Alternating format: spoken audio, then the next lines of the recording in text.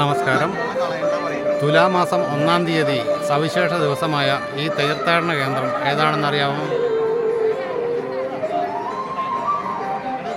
ഇവിടെ ശ്രദ്ധിക്കൂ, ഇതൊരു ക്ഷേത്രമാണ്.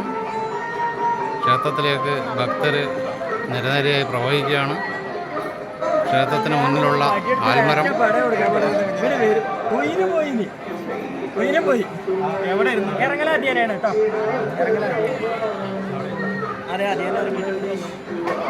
ഇനിയും മനസ്സിലായില്ലെങ്കിൽ ഞാൻ പറയാം. ഇതാണ് പ്രശസ്തമായിക്കൊണ്ടിരിക്കുന്ന രായിരനെല്ലൂർ ഭഗവതി ക്ഷേത്രം. എന്നിട്ടും മനസ്സിലായില്ലെങ്കിൽ കുറച്ചുകൂടി വിശദമായി പറയാം. പറയിപറ്റ പന്തിരുകുലത്തിൽ നമുക്ക് ഏറ്റവും പ്രിയങ്കരനായ നാറാണത്ത് ഭ്രാന്തനുമായി ബന്ധപ്പെട്ട രായിരനെല്ലൂർ മലയുടെ മുകളിലുള്ള ക്ഷേത്രമാണിത്.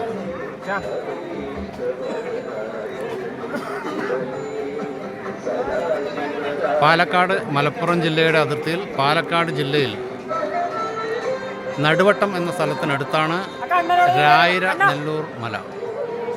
ഈ മലയിലാണ് നൂറ്റാണ്ടുകൾക്ക് മുമ്പ് നാറാണത്ത് ഭ്രാന്തൻ വലിയ പാറ ഉരുട്ടിക്കയറ്റി മലയുടെ മുകളിലെത്തി താഴേക്ക് തള്ളിയിട്ട് കൈകൊട്ടി ചിരിച്ചിരുന്നു എന്ന് നമ്മൾ കേട്ട ഐതിഹ്യത്തിലെ കുന്ന്.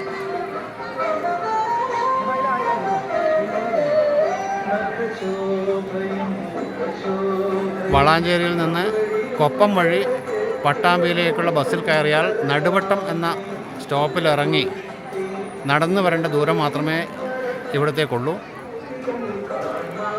472 ചവിട്ടുപടികൾ കയറി വേണം ഏതാണ്ട് 500 മീറ്ററോളം ഉയരത്തിൽ സ്ഥിതി ചെയ്യുന്ന ഈ മലയുടെ മുകളിലെത്താൻ. ഇതിൻ്റെ മുകളിൽ പാറ ഉരുട്ടിക്കയറ്റി താഴേക്ക് തള്ളിയിട്ട് ആർത്ത് ചിരിക്കുന്ന നാറാണത്ത് ഭ്രാന്തന് ദേവീ ദർശനം കിട്ടിയ സ്ഥലമാണ് ഇത് എന്നാണ് പറയപ്പെടുന്നത്.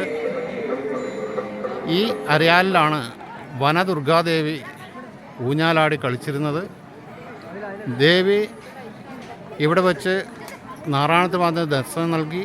നാറാണത്ത് ഭ്രാന്തൻ ദേവി നടന്ന 7 കാൽപ്പാടുകൾ ഇവിടെ പതിഞ്ഞിട്ടുണ്ടായിരുന്നു. അതിൻ്റെ കുഴിയിൽ പൂവും കനികളും വെച്ച് ദേവിയെ പൂജിച്ചു. ആ സ്ഥലമാണ് ഇപ്പോൾ ഈ ക്ഷേത്രമായിട്ട് ഇവിടെ കാണുന്നത്. ഇവിടെ വിഗ്രഹമില്ല. കാൽപ്പാട് പതിഞ്ഞ കുഴിയിൽ നിലക്കണ്ണാടികൾ വെച്ചിട്ടാണ് ഇവിടെ പൂജ നടത്തുന്നത്. എല്ലാ വർഷവും തുലാമാസം 1 ഇവിടുത്തെ പ്രധാനപ്പെട്ട ചടങ്ങുകൾ നടക്കുന്നത്. തുലാമാസം 1-ാം തീയതിയാണ് നാറാണത്ത് ഭ്രാന്തന് ദേവീ ദർശനം ഉണ്ടായത് എന്നാണ് വിശ്വസിക്കപ്പെടുന്നത്. ഇന്ന് തുലാമാസം 2-ാം തീയതിയാണ്. ഇന്നലെ തുലാമാസം 1-ാം തീയതി സൂര്യോദയത്തിന് ശേഷമാണ് സംക്രമം നടന്നത് എന്നതുകൊണ്ട് ഈ വർഷത്തെ മലകയറ്റം തുലാമാസം 2-ലേക്ക് മാറ്റിയതായിട്ടാണ് ഇതിൻ്റെ സംഘാടകർ അറിയിച്ചിട്ടുള്ളത്. പക്ഷേ ഇന്നലെയും ഒരുപാട് ഭക്തർ ഇവിടെ ദർശനത്തിന് വേണ്ടി വന്നിരുന്നു.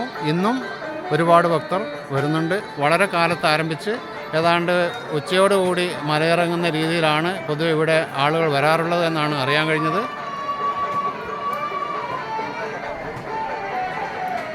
എന്തായാലും അസഹനീയമായ തിരക്കൊന്നും ഇപ്പോൾ ഇവിടെ അനുഭവപ്പെടുന്നില്ല. ഇനി ഈ മലയിൽ തന്നെ നാറാണത്ത് ഭ്രാന്തൻ്റെ ഉയരം കൂടി ഒരു കരിങ്കൽ ശില്പം ഒരുക്കിയിട്ടുണ്ട്. നമുക്ക് അതുകൂടി കാണാം.